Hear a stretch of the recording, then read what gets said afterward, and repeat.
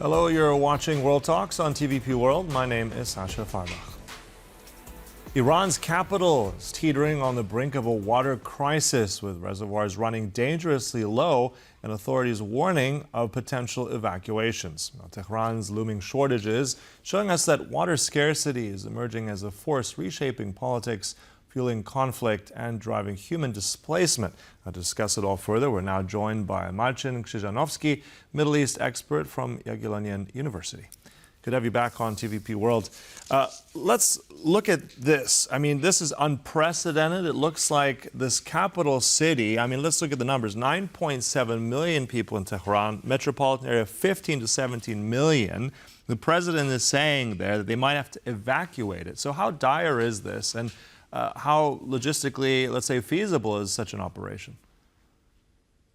It is very hard to predict how the situation will develop. However, the evacuation of the whole Tehran is rather impossible, considering the situation in Iran, as the whole country is facing water shortages.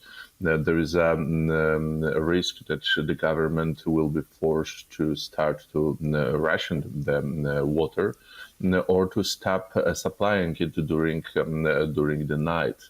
The situation is very dire, not only in Tehran but also in other provinces, and almost all governmental institutions at the moment are looking into the clouds with hope for rain. Mm-hmm. Yeah, and I think on that point, Marcin, if we're looking at rainfall is down by 92% across Iran. You said it's not just Tehran itself, it's the whole country, really, many cities and regions. So one question is then, how did we get here? I mean, what was the main reason? I mean, this is natural? Is this mismanagement? Is it war? What, in your mind, is the cause behind all this? There are two main causes. One is natural, and second is human-made. The natural is simply climate change. Warmer winters in Iran means that there is not enough snow to melt into the water during the warmer months. And there is also a second reason, mainly mismanagement of resources, natural resources in Iran, and overusage of it. Iran was trying to fight with the sanction by increasing output of minerals, by increasing the capacity of industry, and the output of farming. All those activities are water consuming, and Iran simply don't have enough water to sustain in development in such shape. The huge investment into the pipes are required, but Iran has not enough money to conduct such investment. Yeah. And at the same time, this is something that has been going on for some time. We're looking, even the Iranian president has made this claim some months ago, saying that there might not even be water in Tehran by the end of the year, and it seems we're at that case. But one thing also that's going on is obviously this connection between Israel and Iran, both of these sides kind of accusing each other of sort of water terrorism in a way. But at the same time, I want to share with you an interesting clip. This is from Prime Minister Netanyahu of Israel just in August, offering an interesting message to the Iranians about water. Let's play that now. A few days ago, the Iranian president said, "We have problems with water, electricity, money, and inflation. Where don't we have a problem? There won't be any water in the dams by September or October."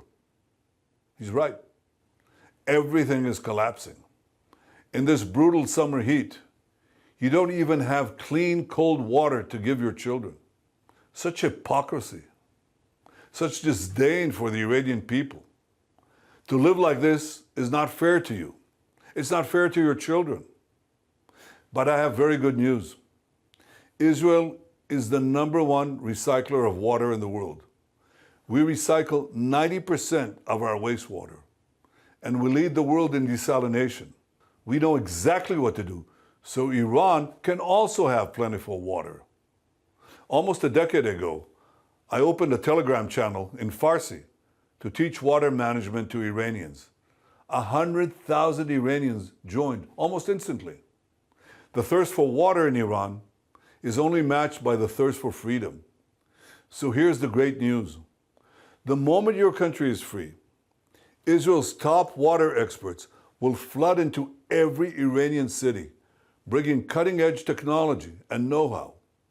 We will help Iran recycle water, we'll help Iran desalinate water. All right, so let's try and navigate this a little bit without too many political pitfalls here. But that kind of message, I mean, that is something significant. What do you make of his, let's say, statement there? How much truth is there to Israel leading this kind of desalination? And could this potentially be a solution? I mean, practically it probably won't happen. But what do you make of Netanyahu's statement there? Definitely, Israel is among the leaders of desalination and water recycling. And for sure, Israel would be ready to share, or to be more precise, to sell its technology to paying customers. But of course, considering the political situation at the moment, cooperation between Iran and Israel is impossible. Iran is also trying to make some improvements on the field of desalination, but it's energy-consuming process and time-consuming and quite expensive. And once again, due to the sanction, due to maximum pressure campaign from the United States, Iran is unable to freely develop in that area too. So as long as Iran will pose a threat to the Western presence in the Middle East and to the state of Israel, its economy will be crippled by the sanction. And one of most important issue will be water for the future generations of Iranians. Yeah, and I think also on that note, I want to ask, because we're here dealing with a drought, a shortfall of water. Let's talk about when there's too much water. Let's go to the Pacific for a moment. I'm just curious. I mean, it's predicted by around 2050 there'll be 1.2 billion climate refugees. Now, Tuvalu has this agreement now with Australia, this first of its kind, where actually Tuvaluans are actually able to go to Australia with a sort of eco visa. What do you make of this?